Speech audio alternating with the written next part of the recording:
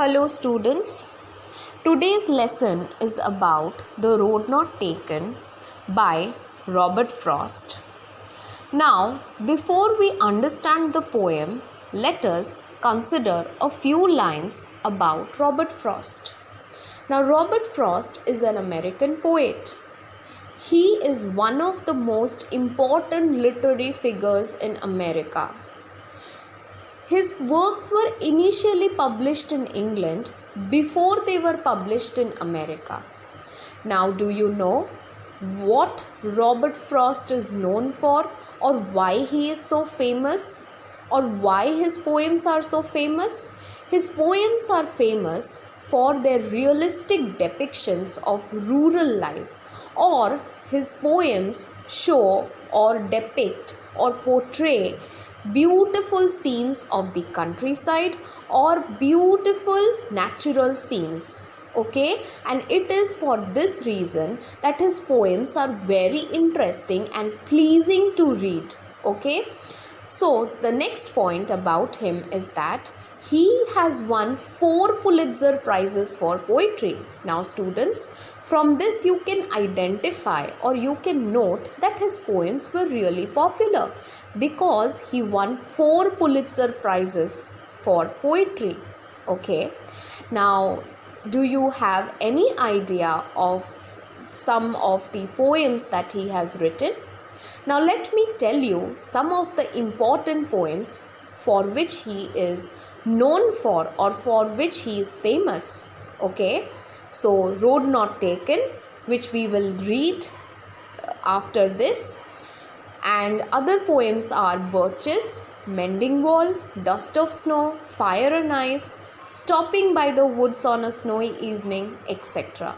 So there are many other important poems for which he is known or for which he is famous. Okay, now do you have any idea about what the poem Road Not Taken is about?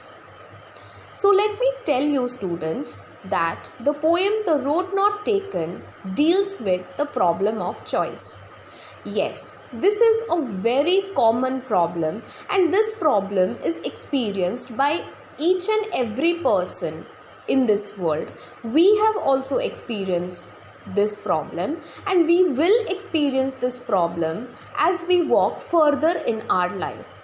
So the poem basically gives the message that life is a continuous journey, and you know there are so many twists and turns in our life, and while walking on the path of life, we sometimes come to a point, or we sometimes come across a point where we have to choose between two alternatives, or where it is necessary for us to make choices. We cannot choose both the alternatives or both the choices. Okay, so we do not know which choice will be the right or the perfect choice for us, but we still have to make a particular choice, and once we have made a choice, we have to move on in that particular path. Now if the choice proves to be wrong, you cannot undo it, or you cannot reverse anything and come back and choose the other choice. So whatever choices you make, you have to move on with that. Okay, you cannot undo or reverse anything that you have chosen. Okay, whether it is wrong or right. Okay, so life is full of choices. We have to choose, we have to make a particular choice. Okay, so whatever choice we make, it will determine our future, or it will shape the course of our life. So this is what the poem talks about. Now the poem depicts a beautiful natural scene, and you will know how the idea of choice is very nicely portrayed by the poet through this natural scene. Now let us move on to the poem. So the first line reads, "Two roads diverged in a yellow wood." Now before understanding the particular line, I want to ask you students, do you understand the meaning of diverged?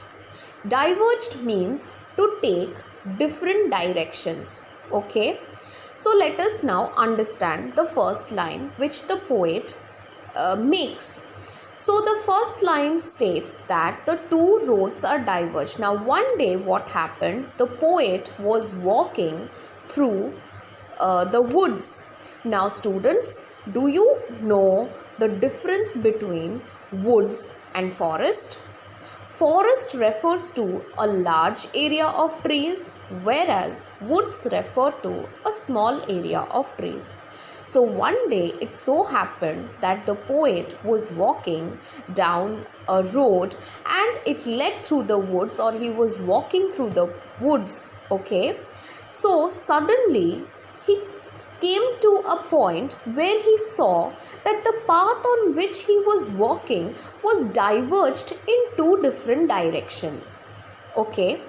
Now the poet clearly mentions that he was walking through the yellow woods. Now you must be confused. What is this yellow wood?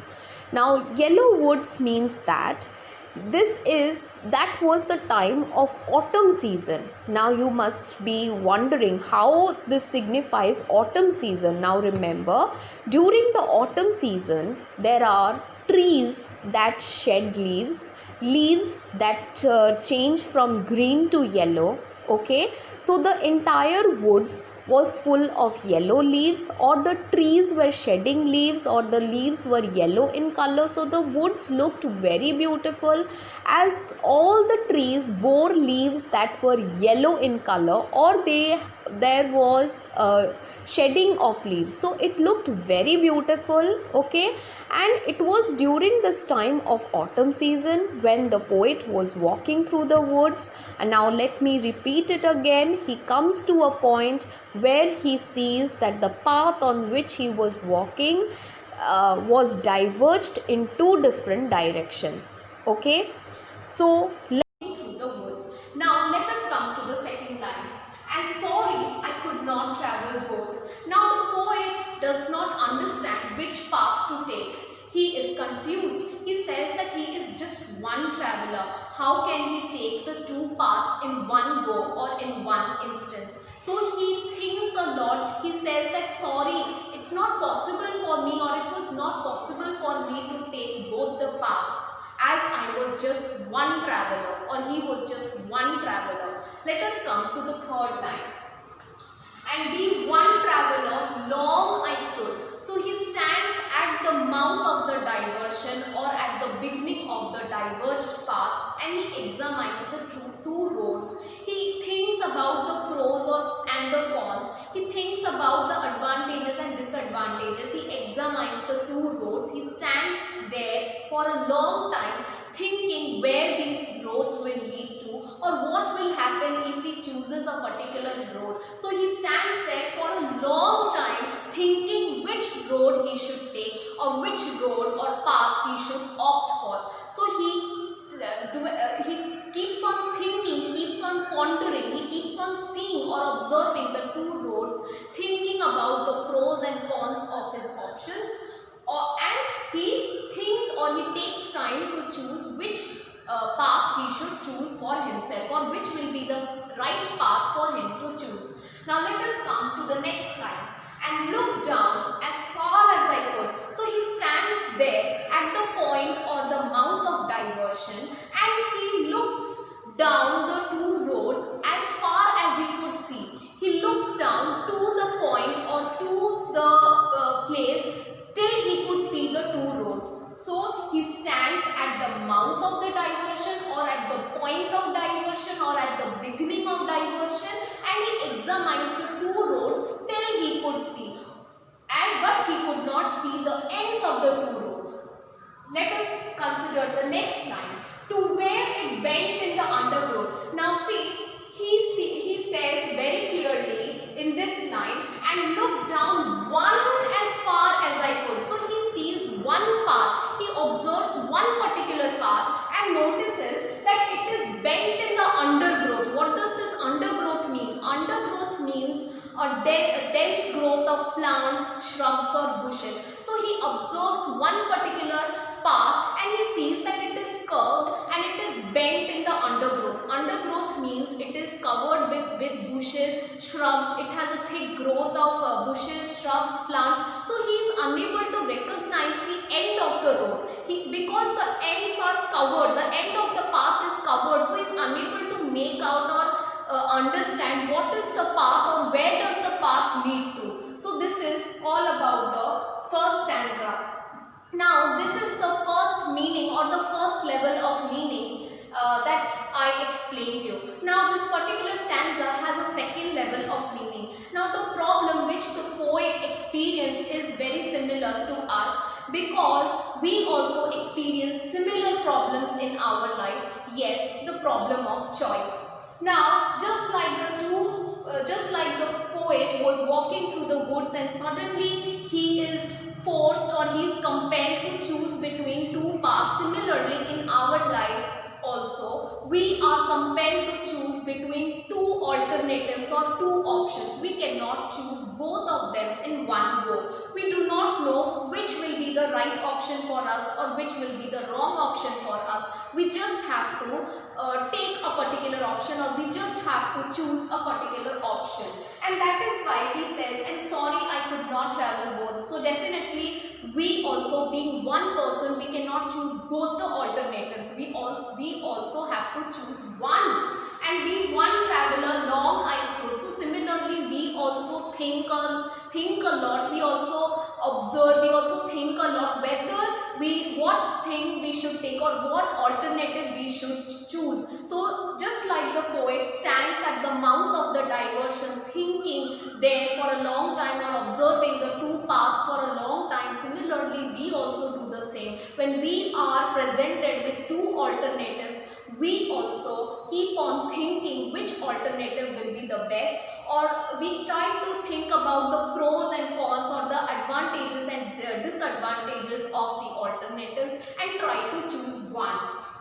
So just like the last line says, to where it bent in the undergrowth. Now undergrowth stands for the world of unknown or uncertainty. So similarly, just like the poet could not see the outcome or he could not see the result or he could not see the end of the path, similarly we also cannot see from the beginning what will be the outcome of or result of our choice. Definitely we do not know where our choices or options will lead to. So similarly, just like the poet wanted to see the end of the path from the beginning, but he could not. Similarly, we also cannot see the outcome or result of our choice from the beginning. So let us move on to the next stanza.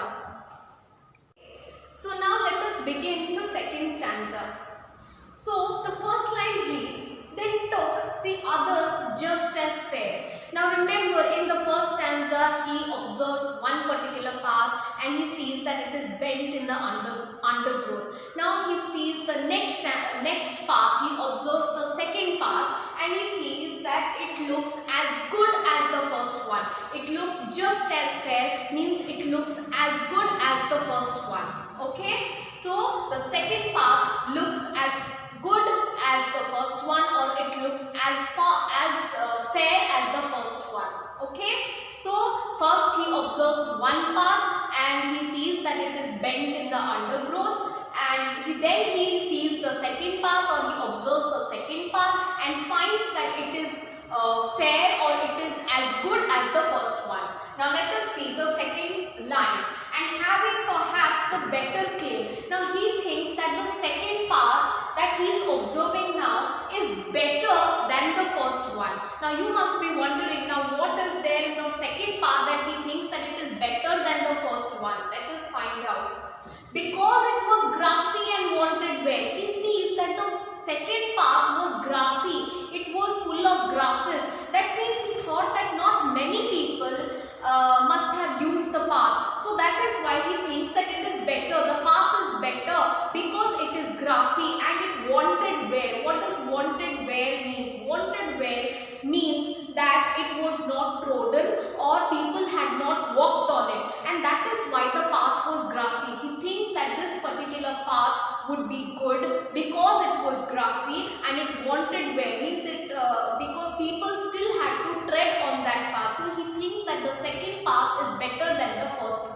Let me repeat once again for you. Why does he think that the second path is better than the first one? Because less people had treaded or walked on the second path, and how do you know it? Because the second path was grassy and it wanted wear. Now let us move on to the next line. Though as for that, the passing there had warned them really about the same. So he chooses the second path and starts walking on it. Okay, and after walking to a particular point or to a certain distance, he finds out or he observes that both the paths are same, both the paths are equally worn out. Now let me remind you again. First he chooses the path because it was grassy, and and when he starts walking on that path, he thinks that this path is also chosen by people because the path is also worn out, because after a certain distance he finds that there are no grasses. That means this path was also opted by people. So this second path was also equal to the first path. It was also worn out, or it was equally worn out as the first one. So this is what the second stanza means. So we will continue with the third and fourth stanza in the next video. Thank you. That's all for today.